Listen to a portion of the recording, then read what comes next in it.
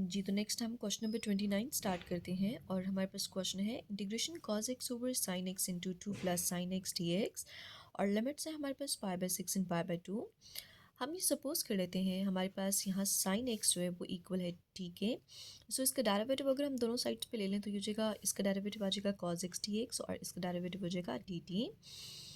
जब हमने इसकी साइन एक्स की जगह पे टी पुट कर दिया है तो हमें अब एक्स की जो वैल्यू है that is pi by 6 and pi by 2 इसको भी टी में कन्वर्ट करना होगा। सो हम यहाँ लिख लेते हैं जब हमारे पास एक्स पाई बाई 2 होगा तो साइन पाई बाई 2 पे हमें क्या वैल्यू देगा 1। सो साइन एक्स हमने ये किसके इक्वल अज्यूम किया था, टी के। सो हमारे पास टी की वैल्यू आ जाएगी 1। और इसी तरह से जब हम x को पाई बाई 6 लेते हैं तो साइन पाई बाई 6 पे हमें क्या वैल्यू देता है 1/2। हमने इसमें पुट कर दिया तो ये हमारे पास एक t की वैल्यू आ जाएगी 1/2। सो हम इसमें ये जो भी हमने अजम्पशंस की हैं, सपोज किए हैं वैल्यूज़ को, वो हम इसमें पुट कर देते हैं। cos x dx हमारे पास इक्वल है डी टी के। सो हमने ये डी टी लिख दिया and over sine x equal है टी के and t into 2 plus t हमारे पास आ जाएगा। एंड देन इंटीग्रेशन के साइन के साथ हमने जो पावर्स हैं वो ये वाली जो हमारे पास वैल्यूज़ आई हैं वो हमने लिख दी हैं, दैट इज़ 1 एंड 1/2। अब हम इसको जैसे हमने प्रीवियस एक्सरसाइज की थी 3.5 उस तरह से हम इसको कर लेंगे। ये इस तरह से हो जाएगा a over t n plus b over 2 plus t. इसको हमने क्योंकि नंबर 1 का नाम दे दिया।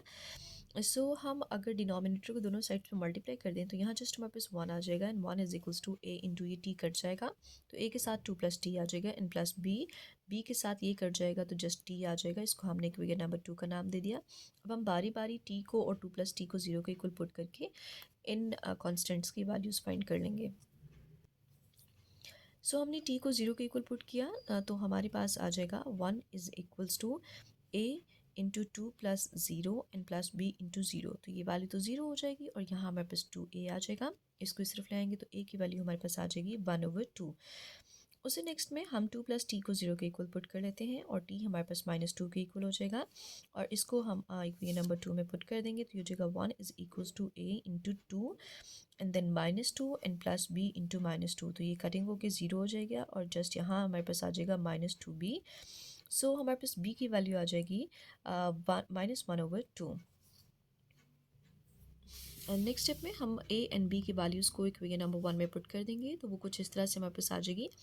a की वैल्यू हमारे पास 1/2 है सो 1/2 t आ जाएगा एंड प्लस इंटीग्रेशन यहाँ b की वैल्यू -1/2 थी, -1/2 एंड इंटू 2 प्लस t हमने लिख लिया।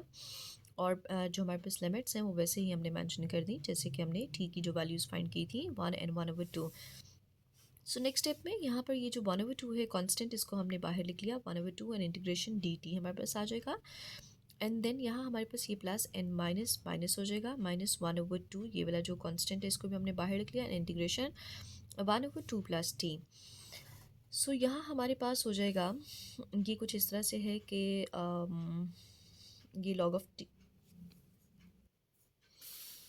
हमारे पास यहाँ नीचे फंक्शन है और ऊपर इसका डेरिवेटिव है। टी का डेरिवेटिव हमारे पास डी टी होता है और यहाँ पर इसका भी जो हमारे पास डेरिवेटिव है वो डी टी आएगा। सो दोनों फंक्शंस के ऊपर डेरिवेटिव्स मौजूद हैं सो हम इनको लॉग की फॉर्म में इनका इंटीग्रेशन फाइंड कर सकते हैं। ये हो जाएगा log of T and -1/2 and in bracket ये भी हमारे पास log ऑफ 2 प्लस टी आ जाएगा। ठीक हो गया।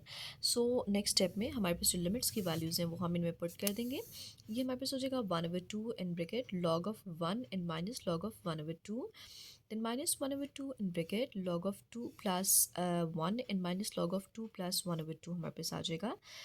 सो उससे नेक्स्ट स्टेप में log ऑफ 1 हमें हमारे पास जो है वो 0 होता है एंड माइनस log 1/2 हो जाएगा -1/2।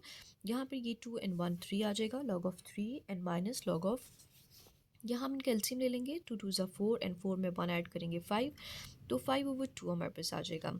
सो उससे नेक्स्ट स्टेप में यहाँ हम इसको लिख लेते हैं -1/2 log of 1/2 and -1/2 log of 3 and this minus plus 1/2 log of 5/2। अब इन सब में से हम 1/2 कॉमन ले लेते हैं इकट्ठा, वो हमने कॉमन ले लिया सो हमारे पास ब्रैकेट में आ जाएगा -log of 1/2 -log of 3 and plus log of 5/2। सो हम इसको इस तरह से लिख सकते हैं, ये 1/2 इधर ही रहा -log ऑफ 1, ये 1/2 है तो इट मीन्स कि ये log 1 एंड -log 2 है। ये फॉर्म में हम इसको लिख सकते हैं। सो -log 1 एंड ये माइनस और जो माइनस ये चूँकि नीचे डिवाइजर में है तो माइनस लॉग ऑफ 2 होना चाहिए था। सो वो माइनस और ये माइनस यहाँ प्लस लॉग ऑफ 2 लिखा जाएगा, minus log of 3 and plus log of 5 and minus log of 2।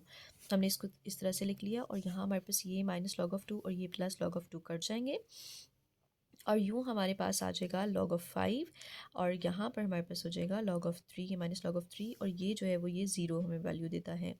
सो उससे नेक्स्ट स्टेप में हमारे पास हो जाएगा 1/2 एंड log ऑफ़, इसको हम फिर से डिवीजन की फॉर्म में लिख लेते हैं, log हमने इसमें से कॉमन ले लिया।